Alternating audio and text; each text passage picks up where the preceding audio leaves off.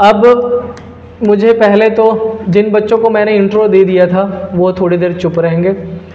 सुनो, इनइक्वालिटी का बेसिक मतलब होता है टू कंपेयर, और जब आप कंपेयर करते हो तो आपके पास 3 डिफरेंट वो साइन आता है। सबसे पहला साइन, जब आप किसी भी पर्सन या थिंग को किसी से बड़ा बताते हो, ग्रेटर, या फिर उसको उससे क्या बताते हो, छोटा, या फिर उसको क्या बताते हो, इक्वल। और इसी तीनों साइन का use upon through out the chapter करेंगे डिफरेंट फॉर्म में। मैंने आपको बेसिक्स में एक चीज़ और बताया होगा, जिनको इंट्रो बता रखा है, कि इन तीनों साइन का अगर आप चैप्टर या बुक में देखोगे तो नाम क्या रहता है, इसको बोलते हैं प्राइम साइन। मतलब ये बेसिक है। अब इन तीनों में से किसी भी दो को मर्ज कर करके नया साइन बनेंगे। पहले एक बार देख लो बेटा, बाद में नोट डाउन करना, एक बार देख लीजिए। अच्छा मुझे ये बताओ, अगर मैं इन दोनों को कंपेयर कर लूँ तो क्या बनेगा, ग्रेटर इक्वल। अगर इन दोनों को कंपेयर कर लूँ तो लेस और इक्वल। और अगर इन दोनों को कंपेयर कर दूँ तो ये तो मुश्किल हो जाएगा। ग्रेटर और लेस का क्या मतलब होगा, नॉट इक्वल। ये जब कभी आपसे ये बोला जाता हो कि दो पर्सन में दोनों का दोनों, या मैं सिंपल ऐसा बोलूं कि ए और बी की बात कर लो, और मैं आपसे ये बोलूं कि ए बी से ना तो बड़ा है और ना ही छोटा है, या दूसरी बात ऐसा मैं कह लूं कि ए बी से बड़ा भी हो सकता है और ए बी से छोटा भी हो सकता है। इन दोनों ही कंडीशन का ये मतलब होता है कि सिंपल सी बात ये है कि वो इक्वल तो नहीं है, मे बी ग्रेटर हो जाए और मे बी स्मॉलर हो जाए। तो जब कभी ये साइन आता है इसका मतलब नेगेटिव कॉनोटेशन हो जाता है। अब इसको थोड़ा सा और समझ लो।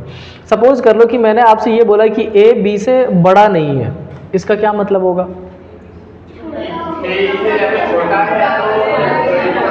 या तो उससे छोटा हो जाएगा या फिर इक्वल हो जाएगा। अच्छा मैंने अगर ऐसा बोला कि वो उससे छोटा नहीं है, तब सिंपल, या तो वो बड़ा हो जाएगा या फिर, अच्छा मैं अगर ऐसा बोलूं कि वो उससे ना तो बड़ा है और ना ही बराबर है, छोटा है हो जाएगा।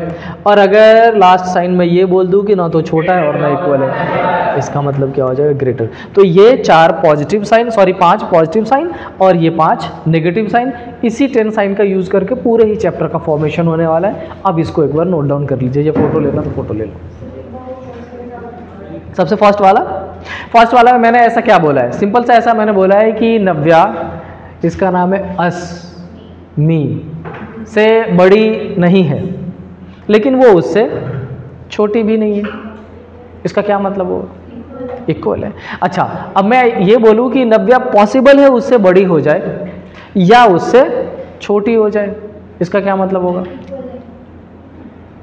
बराबर नहीं हो सकती। वो ये वाला साइन, सेकंड वाला, ईदर ग्रेटर और स्मॉलर, दोनों में से कोई एक पॉसिबल है। हमारे पास टोटल कितने साइन, 3 साइन। किसी भी चीज में कंपेयर करने के लिए या तो बड़ा होगा या तो छोटा होगा या फिर इक्वल होगा, बट इन दोनों को ऑलरेडी कंसीडर किया जा रहा है कि या तो बड़ा होगा या फिर छोटा। इसका मतलब क्या हो जाएगा, वो इक्वल तो पॉसिबल है ही नहीं। तो वही हमने मेंशन कर दिया है कि जब ये दोनों कंपेयर करेंगे तो मेंशन करेगा इक्वल नहीं होगा। नोट डाउन कर लीजिए जल्दी से।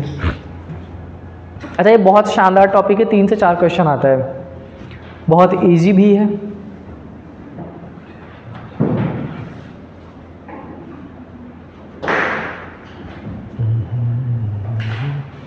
किसी ने मुझे बताया आशा टंडन सर के भाई की शादी है, आर्या ने, उनसे बड़े भाई की कि छोटे भाई की, हाँ नहीं ये होगी नहीं, ये गड़बड़ हो जाता है। मेरा एक दोस्त है राहुल, 36 इयर्स का है, तो उसने अभी इनविटेशन दिया था कि भाई की शादी है, आना है। गए तो हमने यही सोचा था कि राहुल से छोटा होगा जो भाई है वो, तो पता चला राहुल के पापा के एज के हैं उसके भाई, उसकी शादी हुई है। चलो मतलब ये मैंने दोबारा इसलिए श्योरिटी ली है कि पार्टी मांगनी पड़ेगी ना, जो आदमी खुद से ना दे उससे मांग लो। और मैं ये भी बता दूंगा कि मुझे आर्या ने बताया है, नहीं बताऊंगा। हो गया, नोट डाउन कर लिया।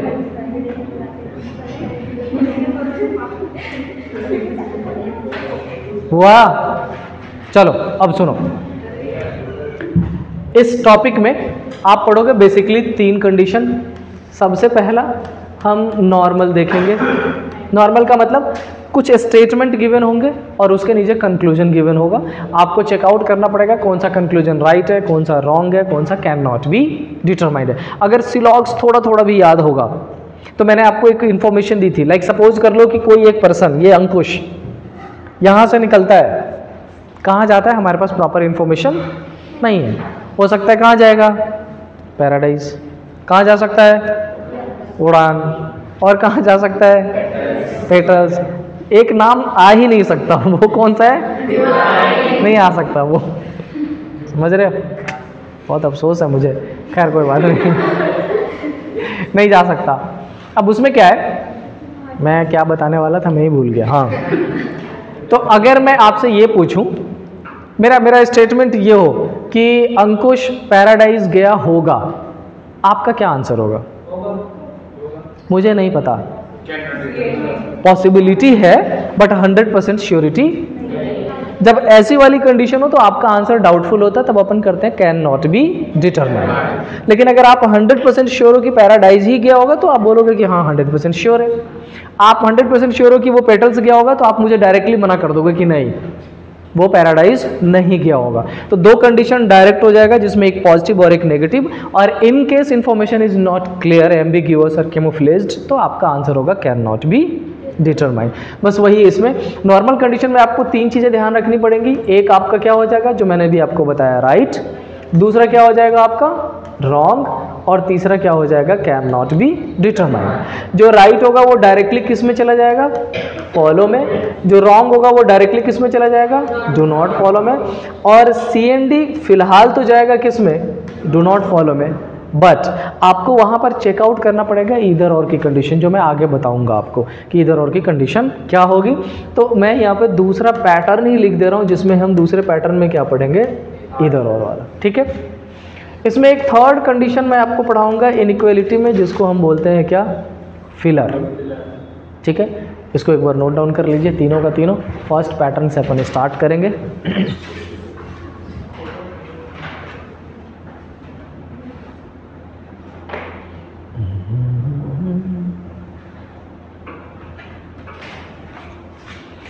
लास्ट क्लास जो मैंने तुम लोगों की रिकॉर्ड की थी ना, उसमें मैंने ये जो लाइट्स है इसको मैंने इतना ब्लैक कर दिया था कि मैं ही नहीं दिख रहा था उसमें, मेरी शक्ल ही नहीं दिख रही थी। मैं बहुत मुश्किल से खुद को देख पा रहा था। मैंने ला के एडिटिंग करी, लेकिन मैं अपने आप को दिखा नहीं पाया। मैं कहा छोड़ो फिर रहने दो। हो गया, नोट डाउन हो गया। चले अब जल्दी करो। अगले 5 मिनट ध्यान से सुन लेना। इस टॉपिक में जितनी चीज़ें हम पढ़ने वाले हैं वो सारी चीज़ें नेक्स्ट 5 मिनट में अपन कवर करेंगे। उसके बाद डायरेक्टली क्वेश्चन पे आएंगे। देखो, इस टॉपिक में जितनी भी चीज़ें आएंगी ना, वो एक आएगा जिसको अपन बोलेंगे क्या, सेम डायरेक्शन। और दूसरा जिसको अपन बोलेंगे क्या, डिफरेंट डायरेक्शन। ये होता क्या है, मैं एक छोटे से एग्जांपल से पहले आपको एक्सप्लेन करता हूँ, आप बस ध्यान से सुनो इसको। सपोज कर लो एक इन्फॉर्मेशन ऐसी गिवन है, A is greater equal B is greater equal C greater than D is equal to E. एक स्टेटमेंट ये है, इसके नीचे मैं कुछ कंक्लूजन लिख रहा हूँ। Conclusion number 1, A is greater than E. Conclusion number 2, A is greater equal E. And conclusion number 3, A is equal to E. मैंने एलिमेंट्स सेम लिया है, सिर्फ और सिर्फ चेंज मैंने किसका कर दिया है, साइन का किया है। ठीक है। एक दूसरा कॉन्फ़िगरेशन अगर मैं ऐसा लूँ, A is greater than B is greater equal C is less than D is less equal E. अब आपको यहाँ जो मैंने नेम मेंशन किया है वो खुद से समझना पड़ेगा कि मैंने क्या लिखा है। अब मैं यहाँ पे ऐसा लिख देता हूँ, A is greater than E. Conclusion number 2, A is less than E. Conclusion number 3, A is greater equal E. Conclusion number 4, A is less equal E. इतना। अब मुझे आप में से कोई एक्सप्लेन कर सकता है क्या कि इसको मैंने सेम डायरेक्शन क्यों बोला और उसको डिफरेंट डायरेक्शन क्यों बोला है? एनीबॉडी?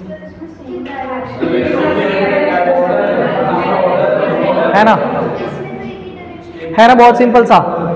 कुछ एज सच कुछ नहीं है जिसको बहुत ज़्यादा दिमाग लगा के समझना पड़े, नहीं। इसमें मैंने सिंपल सा क्या किया, ये जो मैंने साइन रखे है ना, इसका मूवमेंट एक तरफ रखा है, इसलिए इसको हमने क्या बोला है, सेम डायरेक्शन। पॉसिबल है कि ये सारे का सारा राइट की तरफ हो जाता, ठीक है। तो सेम डायरेक्शन में कोई भी पॉसिबिलिटी है, चाहे वो लेफ्ट की तरफ हो या फिर राइट की तरफ। इस वाले में मैंने क्या किया, कुछ साइन मैंने लेफ्ट में अपने मूव करा दिया है और कुछ साइन मैंने किधर करा दिया है, राइट की तरफ। आपको इस पर्टिकुलर चैप्टर में जो कुछ भी समझना है वो इसमें ही समझना पड़ेगा। ये तो बहुत ज़्यादा इसमें समझना पड़ेगा, ये बहुत ज़्यादा सिंपल होता है। अब मुझे आप में से कोई भी जिसको थोड़ा बहुत समझ आने लगा हो, ये बताओ क्या ये कंक्लूजन करेक्ट है? किसको किसको लग रहा है करेक्ट है? अच्छा, मेजॉरिटी लग रहा है करेक्ट है, ठीक है, ओके। रॉन्ग नहीं हो सकता, क्यों?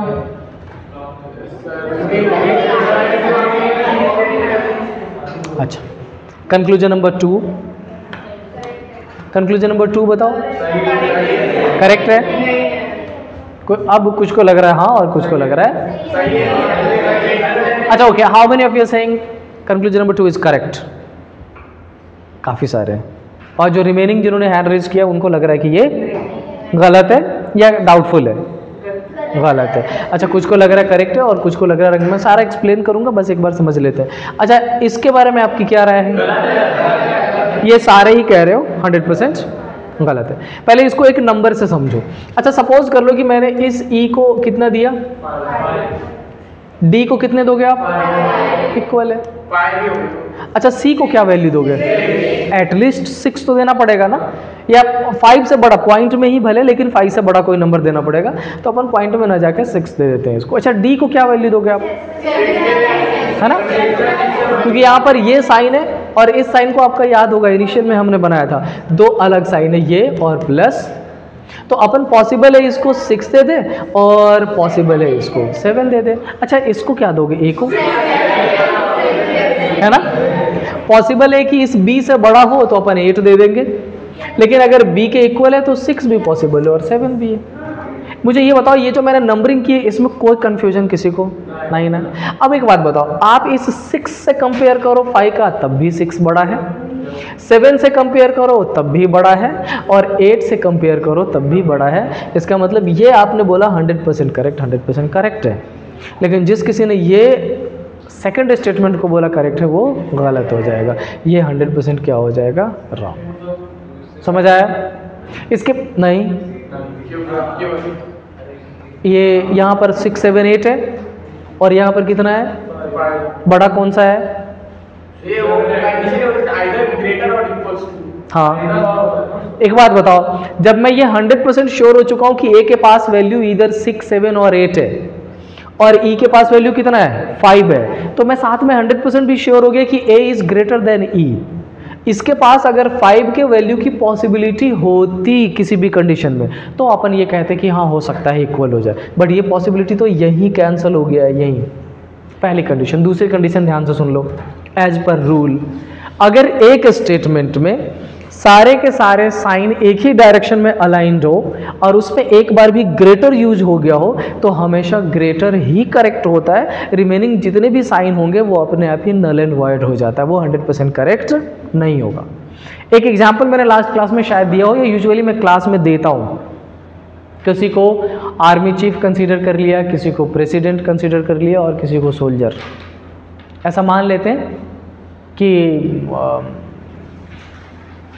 कनिष्का को कुछ देर के लिए प्रेसिडेंट मान लेते हैं, इंडियन प्रेसिडेंट, एक ऐसा पावर जिसको फर्स्ट सिटीजन ऑफ इंडिया बोला जाता है, इंटायर सीडीएस का हेड होता है, कंबाइंड डिफेंस सर्विसेज जो हो गए, आर्मी, नेवल और जो कोस्ट गार्ड है, सबका हेड होता है वो। लेकिन उनके पास राइट्स कुछ भी नहीं है, रिटर्न में सारे राइट्स कौन यूज़ करता है? उसके प्राइम मिनिस्टर, वो सिर्फ लीगल वैलिड होता है। तो चलो मान लिया कनिष्का प्राइम मिनिस्टर है, सॉरी प्रेसिडेंट है, और उसी में कुछ देर के लिए, तुम्हारा क्या नाम है? सौम्या को आर्मी चीफ कंसीडर कर लेते हैं।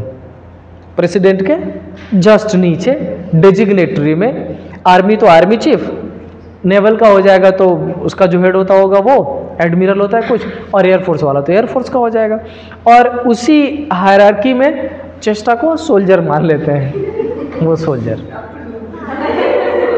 ठीक है। अच्छा, मैंने लड़कों का नाम नहीं लिया है, आप बेफिक्र रहें, आप ये सारे डिजिग्नेशन में नहीं जा पाएंगे क्योंकि आप सारे कॉमर्स लेके पढ़ रहे हैं, आपकी लाइफ दूसरी तरफ है, समझ रहे हो। अब मुझे ये बताओ, अगर ये तीनों एक ही पार्टी में जाता हो तो किसकी वैल्यू ज़्यादा होगी? ऑफ कोर्स प्रेसिडेंट की, क्योंकि हायरार्की में या पावर्स में सबसे ज़्यादा कौन है? प्रेसिडेंट है। अगर प्रेसिडेंट ना हो तो, और आर्मी चीफ ना हो तो सोल्जर का कोई वैल्यू। इस साइन में जो ग्रेटर है ना उसको हमेशा एज ए प्रेसिडेंट कंसीडर करेंगे, जो ग्रेटर इक्वल है उसको आर्मी चीफ, और जो इक्वल है उसको सोल्जर। अगर एक ही टीम में तीनों आ जाता हो तो ये जो कौन है, ये जो है प्रेसिडेंट, इसकी वैल्यू मानी जाएगी, बाकी आर्मी चीफ और सोल्जर की वैल्यू नल एंड वॉइड हो जाता है, ख़त्म ही हो जाएगा, पॉसिबिलिटी ही नहीं है। आर्मी चीफ अगर प्रेसिडेंट ना हो तब आर्मी चीफ की कंडीशन है। इसको एक एग्जांपल से और सपोज कर लो आप, मैं अगर ऐसा लिख दूं, A is greater equal B is greater equal C is equal to D, done. मैंने कंक्लूजन अगर ऐसा लिखा, A is greater than D, A is greater equal D और A is equal to D. बहुत ध्यान से सोच के आंसर करना। फर्स्ट आपका आंसर, फर्स्ट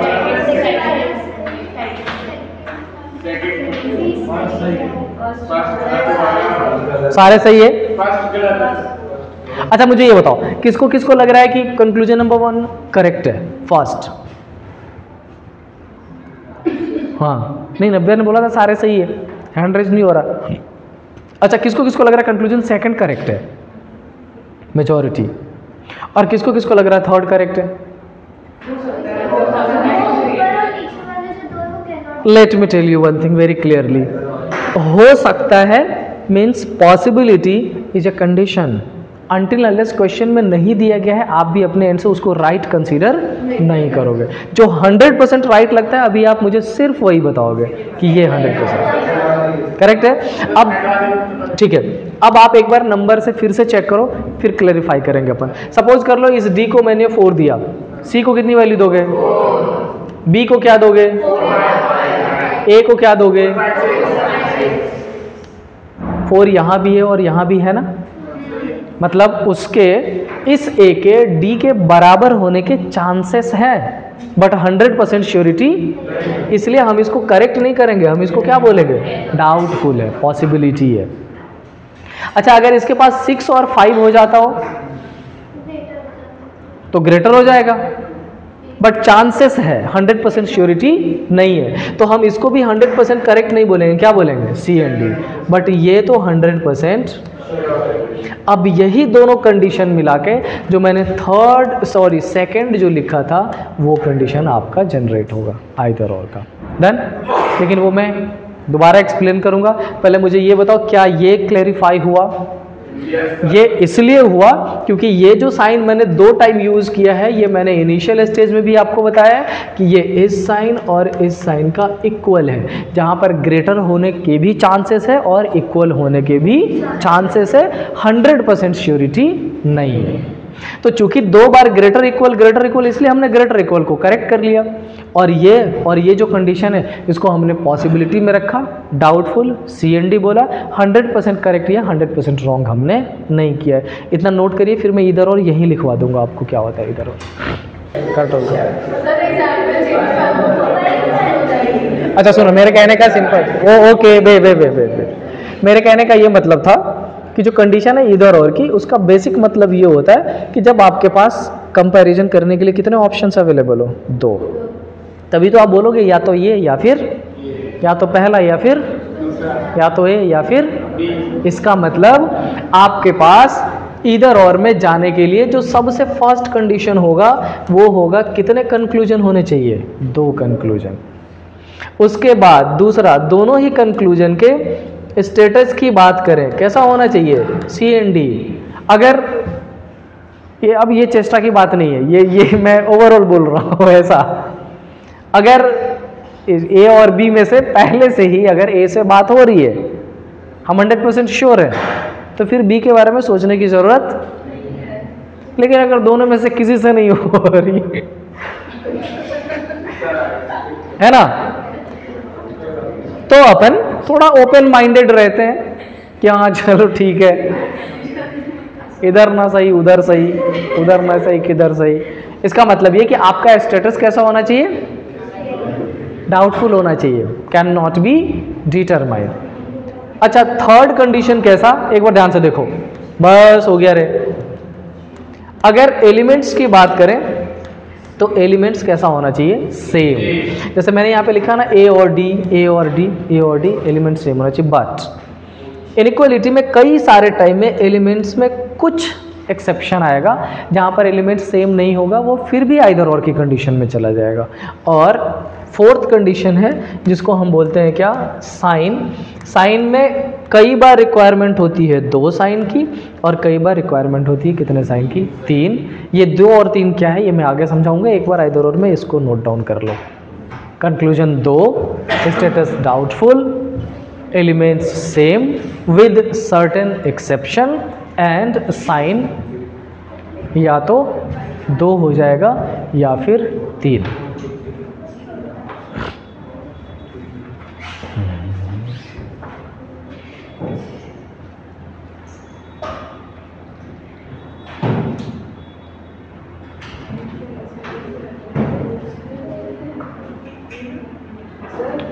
हाँ, क्या कह रही हो? प्लस नहीं नहीं नहीं, ये या तो 2 या 3, ये इधर 2 और 3। बताता हूँ कहाँ पर 2 साइन रिक्वायर्ड होंगे और कहाँ पे 3 होगा, बताता हूँ। ये हो गया नोट डाउन? क्या हो गया?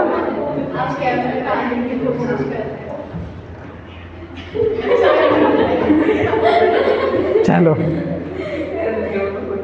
हो गया। और फटाफट एक क्वेश्चन लिखिए। डन? क्वेश्चन लिखो। क्या हो गया आर्या? कि ऐसा ऐसा क्या हो गया, तुम्हारी हंसी नहीं रुक रही है क्या? चलो मैं क्वेश्चन लिख रहा हूं और मैं उम्मीद कर रहा हूं कि आप लोग मेरे लिखते लिखते ही आंसर क्लियर करोगे और बताओगे कि क्या होगा, कौन सा कंडीशन करेक्ट होगा, कौन सा रॉन्ग और कौन सा डाउटफुल। चलिए, फर्स्ट है P is greater equal Q is greater than R is equal to S is less than T less equal U। ये आपका स्टेटमेंट है। Conclusion number 1, P is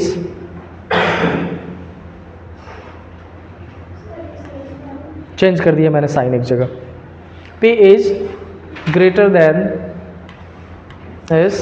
Conclusion number 2, R is less than U, and conclusion number 3, U is equal to R। सोच के और थोड़ा जल्दी बताओ, कुछ क्वेश्चंस अपन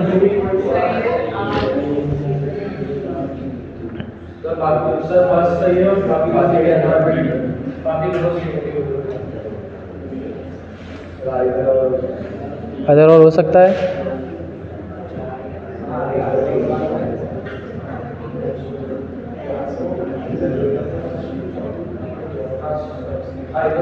यस आनंदी, करते हैं क्लियर। सेकंड क्वेश्चन है, क्लियर करते हैं, हो जाएगा। यस दीक्षा, फर्स्ट और थर्ड सही लग रहा है, सेकंड वन की कंडीशन नहीं पता चल रही है, बाकी दोनों में ठीक है। ठीक है, यस अर्नब,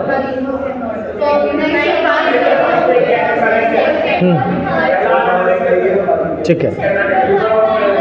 मुझे बस सिंपल ये बताओ, अबे वेट, मुझे सिंपली ये बताओ, आप में से किसको किसको कंक्लूजन नंबर 1 100% करेक्ट लग रहा है? अच्छा, मेजॉरिटी 100% करेक्ट लग रहा है, ठीक है। कंक्लूजन नंबर 2 डाउटफुल लग रहा है, कितने लोगों को?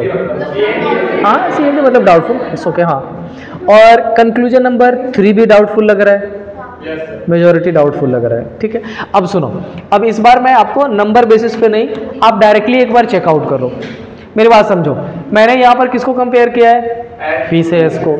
अगर इस P से S को चेकआउट करें तो आप सिंपली देखो यहाँ पर इक्वल भी है, ग्रेटर भी है और ग्रेटर इक्वल है। और हमने अभी भी पढ़ा कि अगर ग्रेटर आ जाता हो तो इन दोनों की वैल्यू अपने ही आप खत्म हो जाती है ना, कोई और उसके सामने एग्जिस्ट नहीं करता है। इसका मतलब ये वाली जो कंडीशन है वो 100% आपका करेक्ट है। आपने भी बोला, बिल्कुल करेक्ट बोला। अब बात किसकी करेंगे, आर और यू की। अगर अपन आर और यू को कंपेयर करें तो पहले इसको ध्यान से देखो, क्या सारे का सारा साइन यू की तरफ है? क्या उसमें ग्रेटर इस तरीके से गिवन है?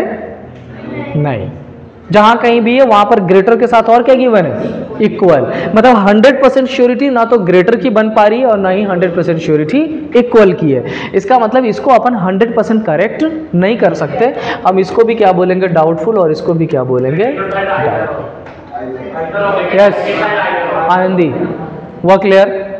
अब इसी कंडीशन में अगर मैं इसको डायरेक्टली ऐसा लिख दूं, R is less equal you, ऐसा मैं लिख दूं, तो आप इसमें क्या बोलोगे?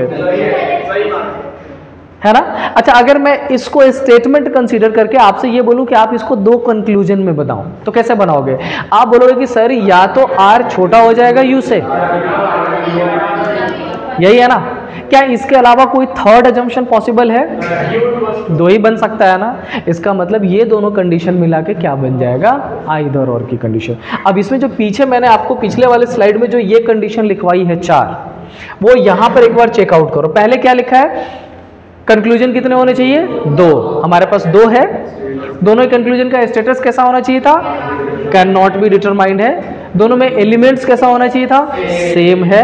और मैंने वहां लिखवाया था साइन एक बार 2 और एक बार क्या लिखवाया था? 3। जो 3 साइन वाली कंडीशन है वो डिफरेंट डायरेक्शन में आएगा।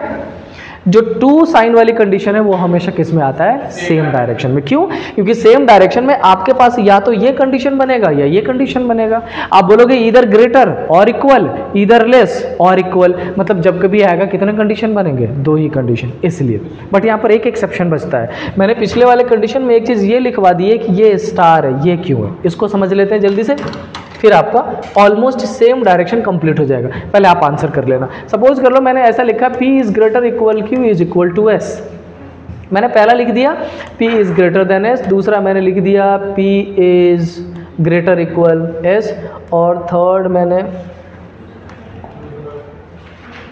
ये लिखा, क्या लिख दूं? P is equal to Q। Check करके बताओ। आइदर और की कंडीशन बन सकती है क्या? नहीं।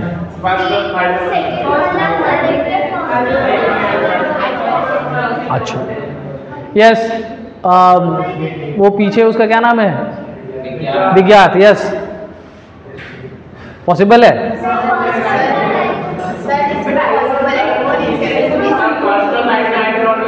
अच्छा ठीक, ओके। मुझे ये बताओ, ये फर्स्ट कंक्लूजन करेक्ट कितने बच्चों को लग रहा है? किसी को भी नहीं?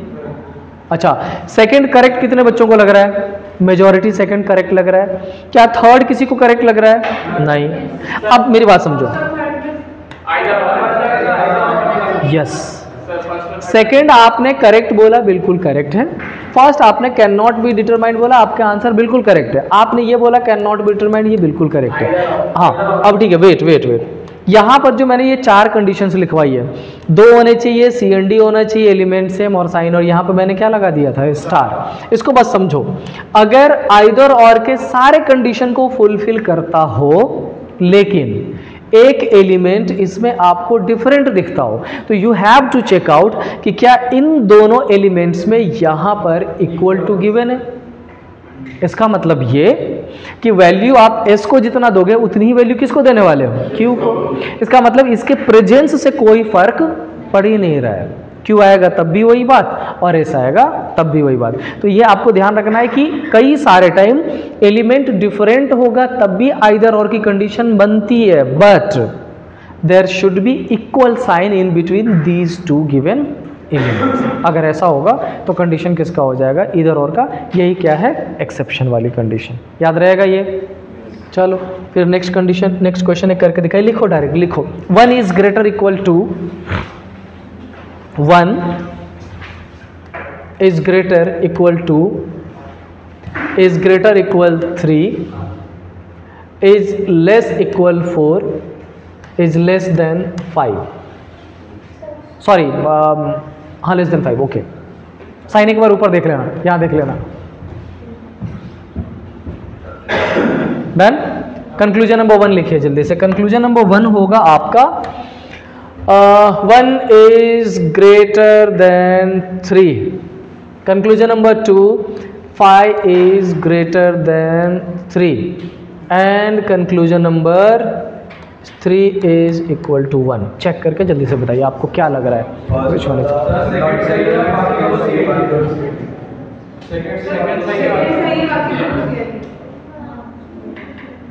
पड़ोसी का क्या आ रहा है आंसर? पड़ोसी चिंता में है।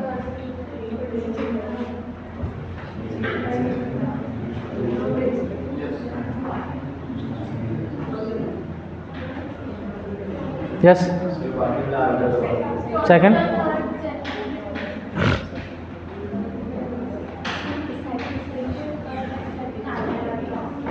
ठीक है। अच्छा, मैंने जानबूझ के जब ये कंक्लूजन लिखा है तो मैंने एक चीज चेंज कर दी थी इस दोनों में, और इस दोनों में देखोगे तो 1 और 3 और 3 और 1 का पोजीशन मैंने चेंज किया था बस। करेक्ट है? इक्वल्स टू से कोई फर्क, वो आप उसके किसी को लेफ्ट में रख दो या किसी को राइट में रख दो, कोई भी फर्क उसमें नहीं पड़ने वाला, आपका आंसर 100% करेक्ट होगा। तो मुझे ये बताओ, क्या आप सबका ये 100% करेक्ट है? क्या इन दोनों को मिला के इधर और की कंडीशन बनेगी? डन इतना? तो चलो अब आप डायरेक्टली इधर आओ। यहाँ सपोज कर लो आपके पास एक है t is greater then v is greater equal u is less than s। ठीक है? कंक्लूजन नंबर फर्स्ट, इस बार मैं बताऊंगा नहीं, मैं चाहता हूं कि आप खुद ही एक्सप्लेन करो, खुद ही आंसर करो इसको। Conclusion number first is t is greater than s। Conclusion number 2 t is less than s। Conclusion number 3 t is greater equal s। Conclusion number 4 t is less equal s। Conclusion number 5 t is equal to s and conclusion number 6 t is not equal to s। बहुत simple है। मैंने वो सारे cases लिख दिए जो different direction में possible हो सकता है, सारे के सारे केसेस। एक एक करके पहले आप आंसर करो, फिर मैं एक्सप्लेन करूंगा।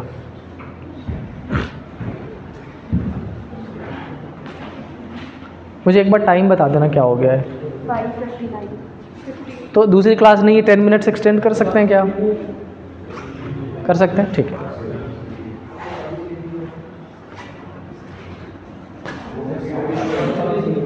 सारे CND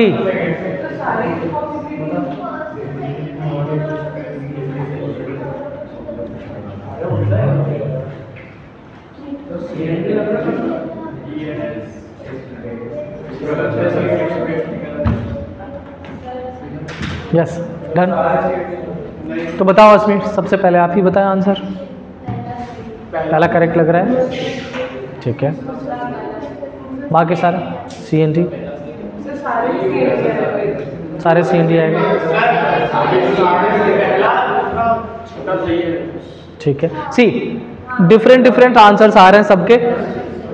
एक सिंपल सा एग्जांपल मेरा सुनो, वेट, एक सिंपल सा एग्जांपल समझिए। ऐसा ये एग्जांपल मेरे को अब याद आ रहा है, शायद मैंने किसी क्लास में दिया था इधर ही, जब मैंने बताया था कि छोड़ो, ऐसा मान लेते हैं कि ये सौम्या ना 90 से लंबी है, मान लेते हैं, और ये अस्मी भी 90 से लंबी है, ठीक है। ध्यान से सुनना, क्योंकि इसी एग्जांपल में सारे कॉन्फ़िगरेशन क्लियर हो जाएंगे आपके। अच्छा, सौम्या भी 90 से लंबी है और अस्मी भी 90 से लंबी है, तो ये सौम्या और अस्मी में कौन लंबी है? Can not be. आप ना तो ये बता पाओगे कि सौम्या और अस्मी इक्वल है, आप ना तो ये बता पाओगे कि ये उससे लंबी है, और ना ये बता पाओगे कि वो इससे लंबी है। कंपेयर ही नहीं कर पाओगे, क्योंकि इंफॉर्मेशन इन दोनों की किसके रिस्पेक्ट में दी गई है? एकदम सेम कंडीशन यहाँ पर है। इस क्वेश्चन पे आने से पहले एक छोटा सा एग्जांपल सपोज कर लो। ऐसा मान लो a is greater then b is less then c, और मैंने आपसे पूछा कि बेटा आप मुझे ये बताओ a is greater then c। आप वैल्यू में भी अगर कंपेयर करोगे, और मैंने अगर इस b को 10 दे दिया तो c को एटलीस्ट कितने दोगे? या 11 से बड़ा, कुछ भी पॉसिबल है। अगर मैंने इस a की भी बात की तो इसको आप कितने दोगे, 11, या 11 से बड़ा। अगर इसको भी 11 और इसको भी 11 दे दिया तो इक्वल पॉसिबिलिटी है। हो सकता है इसको 12 और इसको 11 तो इसके बड़े होने के चांस है, और हो सकता है इसको 12 और इसको 11 तो इसके बड़े होने के चांस है। इसका सिंपल मतलब मैं ये कहने की कोशिश कर रहा हूँ कि in case of 3 elements, if 2 different directions given there, you don't have any information about these 2 elements, all the conclusion will be cannot be determined। आप कुछ नहीं बता पाओगे कि वो उससे बड़ा है, उससे छोटा है, उसके बराबर। इसीलिए मैंने आपको इनिशियल स्टेज में बोला था कि जब कभी डिफरेंट डायरेक्शन का कॉन्फ़िगरेशन आता हो ना, आपको कंक्लूजन में जाने के लिए कुछ सोचने की ज़रूरत ही नहीं है। सारे का सारा कंक्लूजन क्या होने वाला है, कैन नॉट बी डिटरमाइंड। आपको कुछ नहीं करना होता है। एक्सप्लेन भी करूंगा मैं। जब 2 डिफरेंट डायरेक्शन आता हो, सारे का सारा कंक्लूजन क्या होगा, कैन नॉट बी। लेकिन जब सिमिलर वाला होता तो सिमिलर वाले केसेस हमने पहले ऑलरेडी पढ़ रखे हैं। अच्छा, चलो मुझे सबसे पहले ये बताओ, आप में से अगर मैं किसी को ऑप्शन ये दूं कि आप मुझे यहाँ पर जितने कंक्लूजन लिखे हैं उसमें से फर्स्ट कंक्लूजन का पेयर बनाओ आइदर और के लिए किसी के साथ, तो किसके साथ बनाओगे? यस, इसका फर्स्ट का किसके साथ कह रहे हो? फिफ्थ के साथ। अच्छा वेट, इस T और S को जब आपने कंपेयर किया तो क्या साइन 2 डिफरेंट डायरेक्शन में है? एक इस डायरेक्शन में और एक इस डायरेक्शन में, डिफरेंट डायरेक्शन। इसका मतलब इस T और S के रिस्पेक्ट में आपके पास कोई डायरेक्ट इंफॉर्मेशन नहीं है। T आपका इस S से बड़ा भी हो सकता है, T आपका इस S से छोटा भी हो सकता है, और T आपका इस S के इक्वल भी हो सकता है। अब हमें सोचना क्या है कि इस तीनों ही कंडीशन को 2 कंक्लूजन में लेके आना है, क्योंकि आइदर और की बात कितने कंक्लूजन में होती है? 2 में ही होती है, इधर फर्स्ट और सेकंड। अब समझो बस 1 मिनट, फिर आप करना। वेट, इस फर्स्ट वाले में मैंने क्या लिखा है, या तो T बड़ा होगा S से। इसका मतलब जो दूसरी कंडीशन है हमें कौन सी लेके आनी पड़ेगी, ये वाली।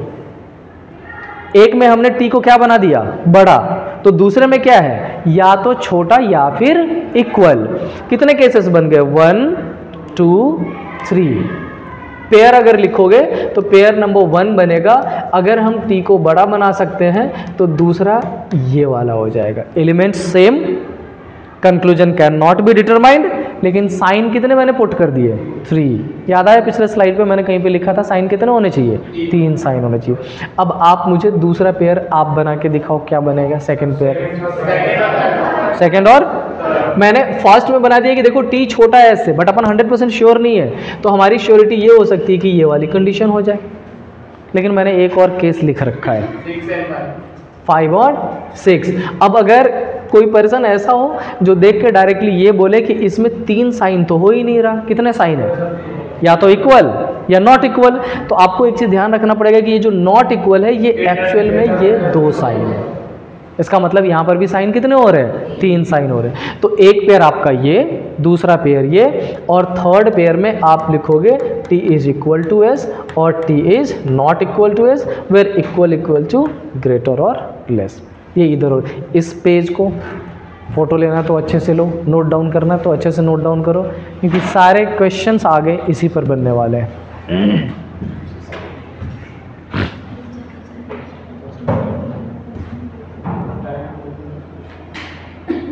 टाइम हो गया?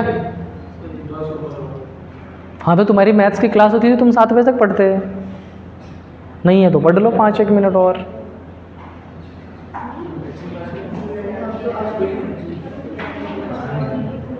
हो गया ये सबका? एक लास्ट क्वेश्चन मेरी तरफ से छोड़ दूंगा, उसके बाद कल पढ़ेंगे अपन। हाँ जल्दी करो, एक लास्ट क्वेश्चन। हाँ लो ना, कल से वैसे भी ये नहीं लगेगा, कल से वो बड़ा कैमरा लगेगा पीछे, वो विठल सर वाला कैमरा नहीं होता रिकॉर्डिंग वाला, वो लगेगा कल से। हाँ वीडियो वाला, हाँ देखो मुझे सारे क्लास की तो नहीं पता, बट मैंने खुद के क्लास के लिए परमिशन कराई है, तो वही कैमरे से। मैथ्स की अभी बताया नहीं किसी ने, वो पार्टी करने गए हैं मास्टर सर। नहीं, लेकिन मुझे याद नहीं है किसने बताया है, टेंशन मत लो तुम। हो गया, चलो सी लास्ट क्वेश्चन। आप मुझे एक सॉल्व करके दिखाएं जल्दी से। ठंड लग रही है, एसी बंद करवा दें बेटा, एसी बंद कर दो। तो बोलो ना, बोल नहीं रही हो बेटा, अंकुश बंद कर दो।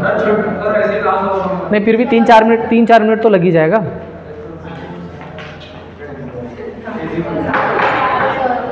क्या? और पढ़ के जाओ।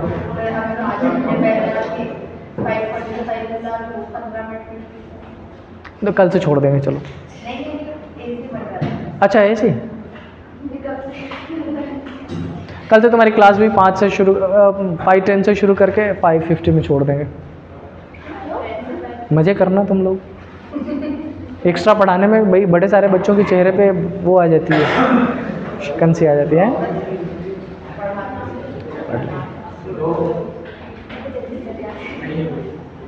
बैठ जाओ, बात वही हो रही है, बैठ जाओ। सुनो, अच्छा बस लास्ट क्वेश्चन, इस पे कंसंट्रेट करो। सुनो, A is greater equal B is equal to C, B is less equal D is less equal E is greater than F and E is greater than G is greater equal H। सुनो, ये तीनों का तीनों statement है, बस normal question से different क्या है? नॉर्मल क्वेश्चन में एक ही स्टेटमेंट हुआ करता था, अब मैंने उसको डिफरेंट पार्ट्स में बना दिए। Conclusion number 1 is A is less then F, conclusion number 2 is F is greater then H। बहुत सिंपल लिखा है, सिर्फ 2 कंक्लूजन, थोड़ा सा सोच लो, आप इजीली निकाल लेंगे।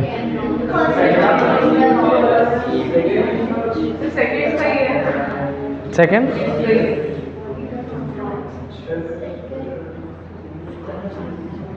यस, सेकेंड करेक्ट है।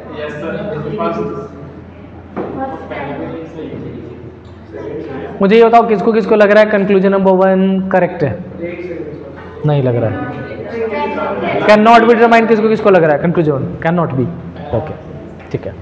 और कंक्लूजन नंबर 2 किसको किसको करेक्ट लग रहा है? ओके, और किसको किसको डाउटफुल लग रहा है कंक्लूजन नंबर 2? सुनो मेरी बात समझो एक बार ध्यान से। इसमें आपने A से F तक कंपेयर करने के लिए आपको कहाँ चलना पड़ेगा?